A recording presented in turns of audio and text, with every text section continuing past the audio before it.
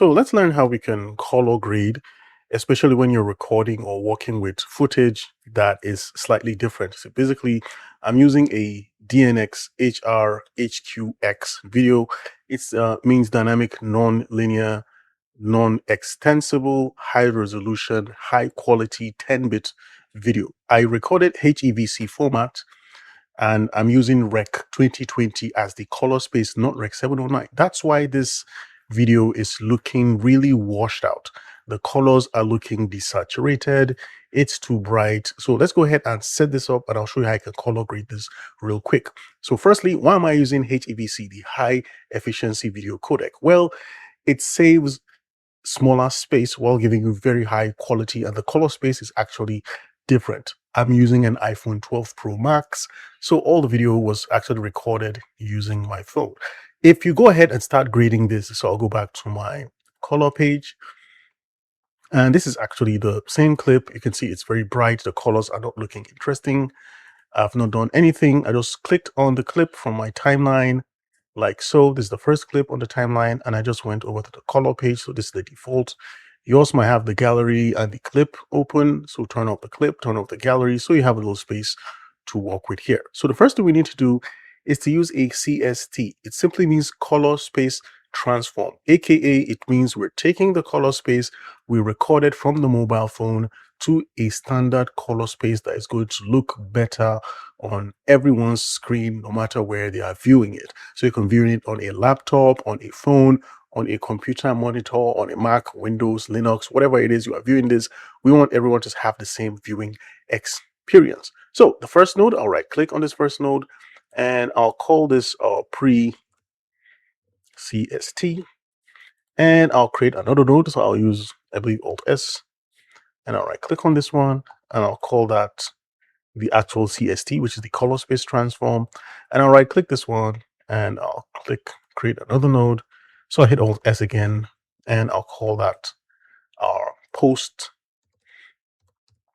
CST. And believe me, that's it. I'm going to be using only these three nodes with a few nodes in between to show you some tips and tricks on how I make my videos look polished. So the first thing we want to do is to click on our CST. This is where we're going to do the color space transform. And actually our timeline color space is Rec 709. So I'll click on that and let's go to color management.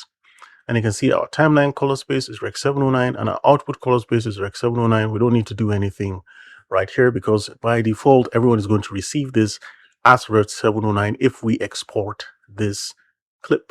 All right, so let's begin. So to actually apply a CST here, let's click on the nodes like that to make the node window appear. I'm not seeing it. Sorry, the effects like that. And let's search for CST, or you can type the full outside color space.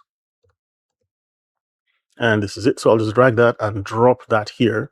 And what this is going to do is to create, and I'll just drag this to the left and you can see this. So our input color space here for our CST, what's our input color space? Well, we're actually using a Rec 2020 because that's how it recorded it. So our input gamma, we're going to set that to Rec, this one, Rec 2100 HLG. And our color space, our output color space, we can leave that alone, or if we want, we can set it to Rec 709. And our output gamma, let's go ahead and set that to,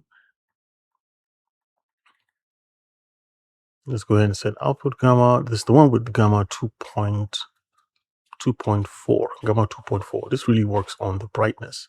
So let's go ahead and look at our tone mapping. Here we'll actually use saturation preserving for our tone mapping, and here let's look at our gamma mapping method. We'll select that and click on saturation compression. Already you can see that it's bringing some of the colors back and it's beginning to look actually great here. So we went from this one to this one. You can see it's bumping that color. We can actually see some color on the skin and it's actually, you know, bringing that brightness back. That's a good one. So this is our CST. So everything we're doing before that is going to actually reflect how it looks like. So I'll get rid of the effects. So let's go over here and start working on things here. I like looking at the waveform, not the parade. I'll just click on waveform, and I don't like the color, so I'll click on that and turn off the colorize. And now we can actually see our waveform. What is this waveform actually telling us? Well, anything that's above this white 1023 line, it means it's clipping. So I have some places that are clipping here. I think it's part of this trouser section, and then part of the forehead here, and then these bright parts. What we can do from here is just go over here to pre-CSC and begin to reduce some of that. And the great way to do that is to use a curve. So I'll go over to the curve, click 2 points, and I'll drag this down here just a little bit so that I don't have much of that clip. You can see us clipping here. I'll just drag this down like that, and that is totally okay. Now, I like working on the shadows because I like having this nice little dramatic effect. So I'll just go over here to the shadows and just bump that down just a little bit. Again, I don't want the shadows to be crushing below. If we drag this down, you can see how we have the shadows crushing at the bottom here. That's not really good. So we'll just drag this up here like that to have some of that shadow. So again, we can click on this one. That's the before, and this is the after. So I'm just making that shadow a bit rich. All right, that's great. What else can we do to enhance this? I like making the skin a little bit smooth. So to do that, if I go back to the scopes, here I'll set the pivot to 1, so it'll preserve the skin. And here on mid details, I'll set that to about, if I set this to like a -93, you can see how it's making the skin really, really smooth. If I click on this to reset back to 0, you can see some of my, pimples, some wrinkles, some of my scars here. So I'll set this to like negative about 40. I don't really go beyond that because it'll make me start looking like a doll. So -37 is super fine. All right, cool. So what else can we do? And again, we don't have to do everything on one node. So I'll click Alt S like that, and I'll right click on this. I'll change the label, and I'll just call that grade like so. So for this grade, I like making the shadows a bit cooler. So I'm just going to go over here first to boost the color. So I'll just set the boost to about, say, 8 or 10. And you can see what it's doing here. So this is the color boost. Again, I'll just reset this by double clicking, and I'll just boost this up to like 8 or 10 just to add more color. And then for the grade for the shadows, I want them to be a bit cool. So I'll drag this towards, kind of like purple like that. So you can see now within the shadow areas, we can see some of that purple in the shadows. It just makes it more interesting. And then for the gamma, which is the main tones, this is going to affect the skin. I'll just push this slightly towards warm a little bit like that. And you can see we have that here, just slightly like that. So you can see we have orange more on the skin, and then we have that purpley for the shadow. And then finally for the highlights, I like putting that towards cyan. So I'll just drag the highlights just a little bit like that, not too much. Now overall, if we wanted to, check the warm and cool balance, I'll just hit Z to set this to a standard setting here. If I want to do that, what I'll do is just go over here to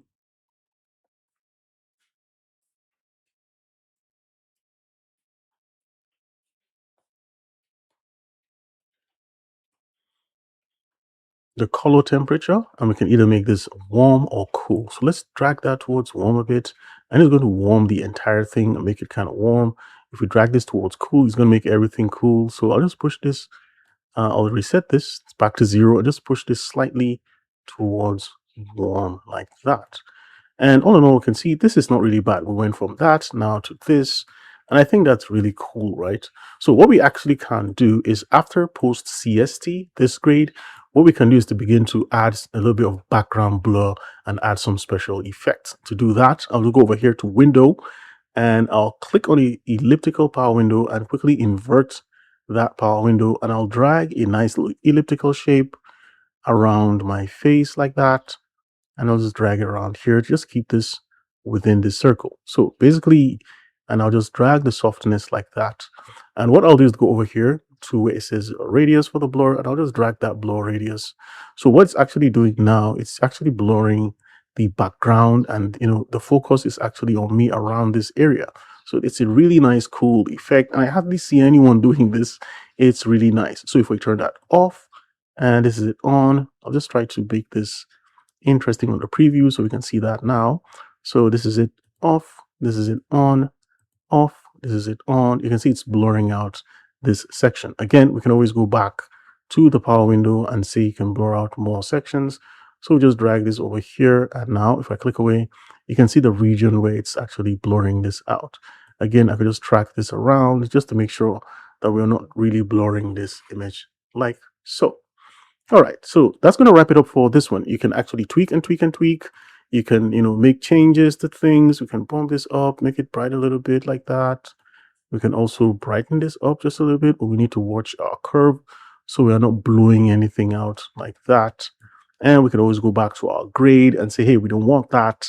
We could always change things and push things around to mess them up a little bit like that, like so. All right, I really like this one. I'm going to leave it like that. And for this, just drag the temperature down a little bit like that. All right. Thank you very much for watching. That's how you can apply a basic, nice little subtle color grade. You don't need to go crazy on each section. Everything is going to be okay. All right. Thank you guys for watching. I'll see you in the next one. Peace.